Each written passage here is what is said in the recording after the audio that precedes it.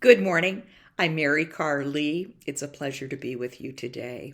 Today, I'd like to talk with you about three areas: leadership style, what makes a good leader, roles and responsibilities for a communication staff, and my vision for a 30 day plan to develop the best plan going forward for the MMSD communications team. A little bit about myself. We'll go to some background. I am a seasoned journalist, having been in television news at Channel 3 and covering 545 West Dayton before traveling around the country. I have a strong background in video, producing video news releases for UW Hospital, and hosting a cable television show. I strongly believe in community engagement. Served for 10 years as Meritor's Director of Community Relations, and most recently as a Community Engagement Manager for a large UW Health grant. Internal communications, external communications and relations, strong background, know how to cascade information for both internal and external audiences, and a strong crisis communications and diversity background, having worked in Bascom Hall for 5 years. Let's talk about how to be the best leader.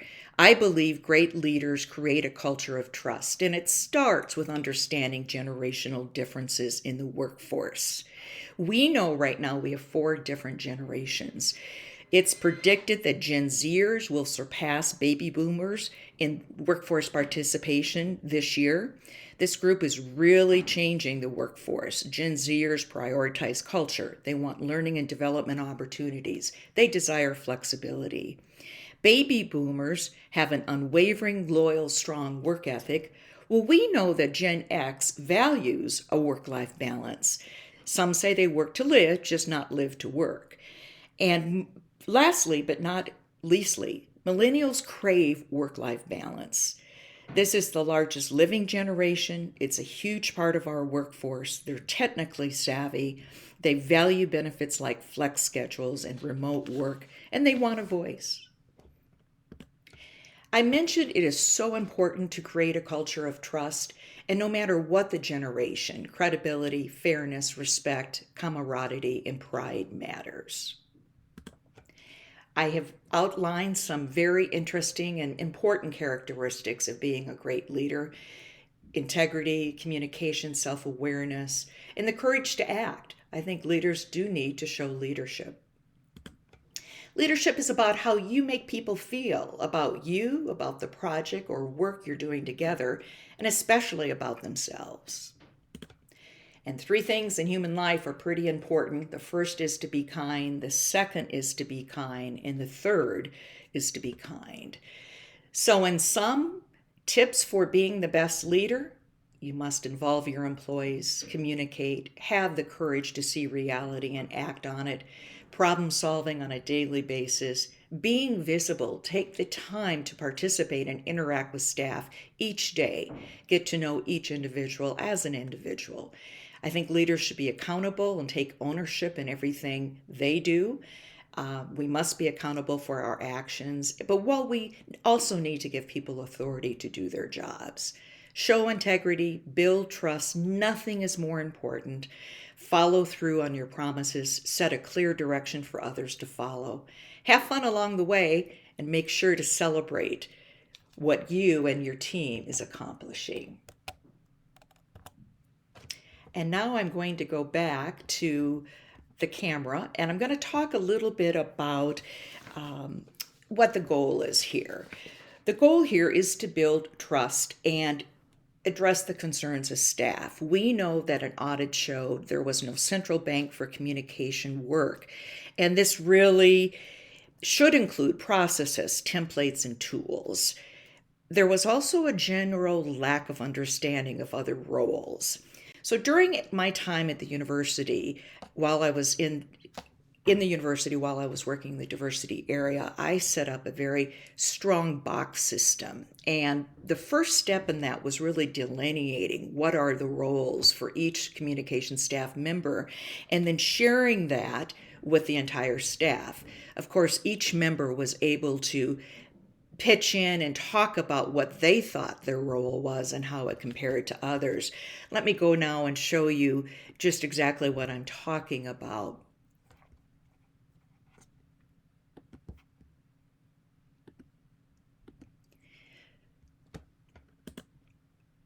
This was done in 2021, where we started with the communications director identifying and really laying out the different procedures, operational policies and procedures, what the role was of day-to-day operational plans to align with our strategic initiatives and meet established objectives.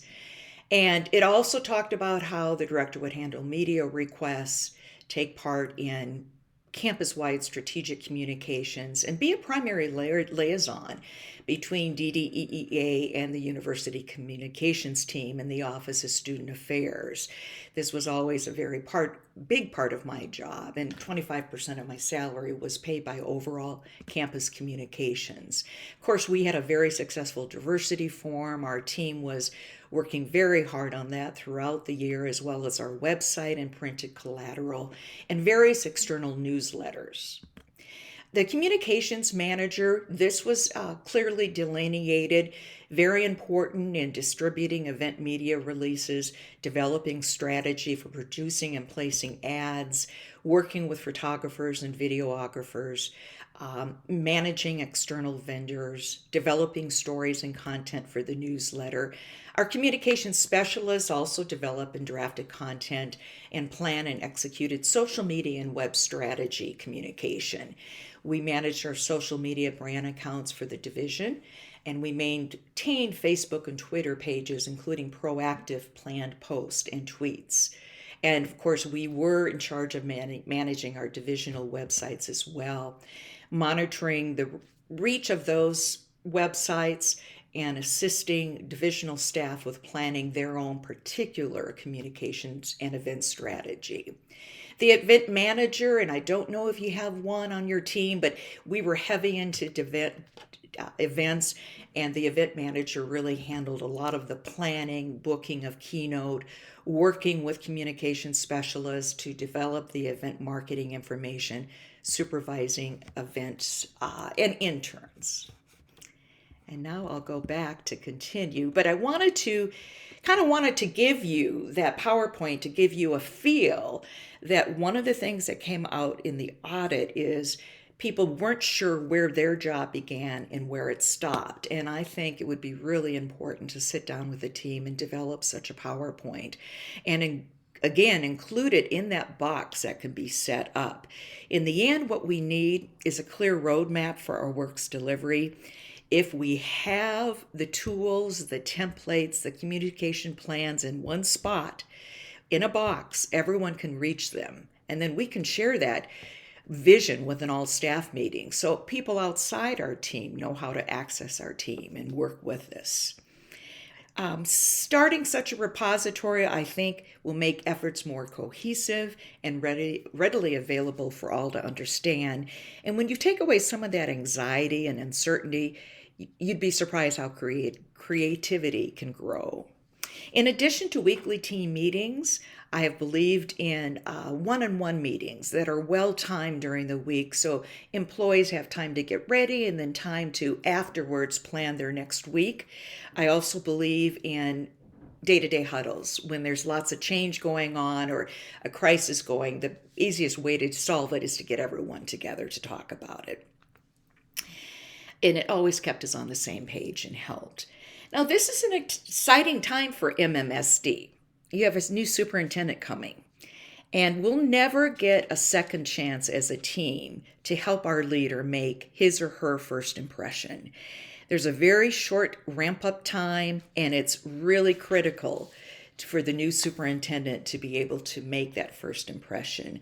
With the help of our team, we believe that he or she will visit schools and classrooms, spend time with leadership teams, join, of course, the school board meetings, find and meet parent groups, talk to staff throughout the district, And also, I'm a firm believer this would be an excellent time for some editorial staff meetings. I've done that in the past with leaders, taken them to the State Journal or to Channel 3 1527 editorial boards. I think it's important to go to the Isthmus. It's important to go to minority publications as well and make our new superintendent accessible.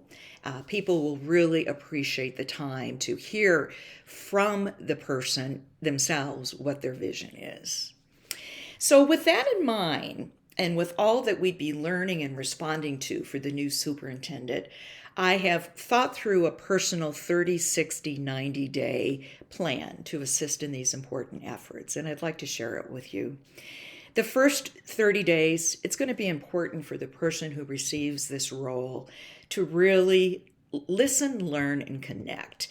We should do an asset-based audit, assets-based. We know we have some things that are working, and we know that our team is doing well in many things. What are those? And what would be things we'd want changed? My impression, sincerely, is that this is a good team. They are hard workers. The team wants to do well. It's just not been a good culture at times, and maybe of late. But this is a group of hard workers who would love a vision to guide them, so they're not doing everything all the time. We know as communicators that there's always new projects, and sometimes nothing gets taken off the plate, so you spend a lot of time doing everything.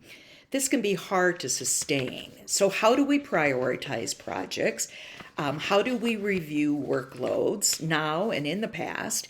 And how do we support schools and their individual communication efforts now and in the past? What's the best structure for team meetings and one-on-ones? So those are some things at the very beginning of the 30 days that are important to flesh out. I'd say days 30 through 60 are planning days. Once we've gathered as much information as possible, analyze the themes discovered, the trends discovered to see how to build a new plan. As I mentioned, developing that roles and responsibilities document is key, and really delineate processes.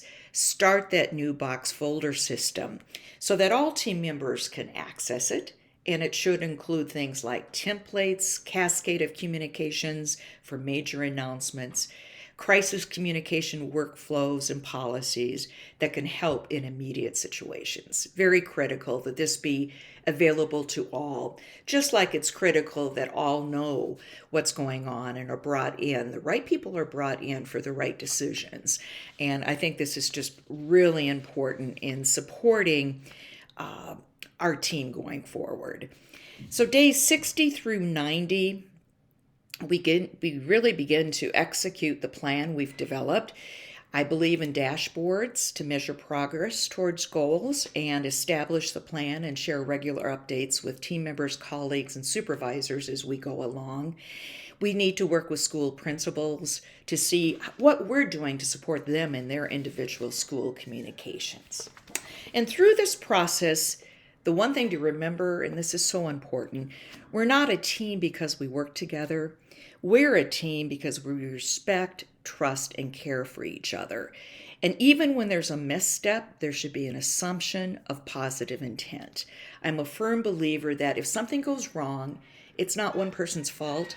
It's a team that can fix it. And I think this takes a lot of pressures off of individuals to realize you have the backing of a team and together you can work your way through something. In conclusion, I wanted to share a story that I shared with Dr. McCrae over the phone. When I covered MMSD, there was talks of certain schools closing. This is obviously a while ago in a different superintendent's era.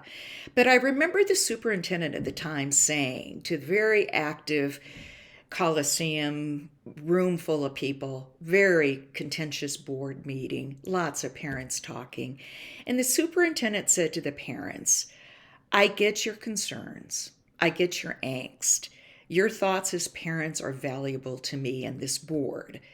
After all, we're talking about your most precious things, your children. And I don't think much has changed since those times. We're still talking about people's most precious things, children. We are still supporting teachers and community in this process, perhaps now more than ever, and it's so necessary. So, in conclusion, I just wanted to say it's an honor to be considered for this process. I did have a little bit of noise above me, some repair work. I don't know if you're able to pick up on it, but I look forward to talking to the committee further about the strategic plan, about the entry plan for the superintendent and for this important position. Thank you for your time today. Take care.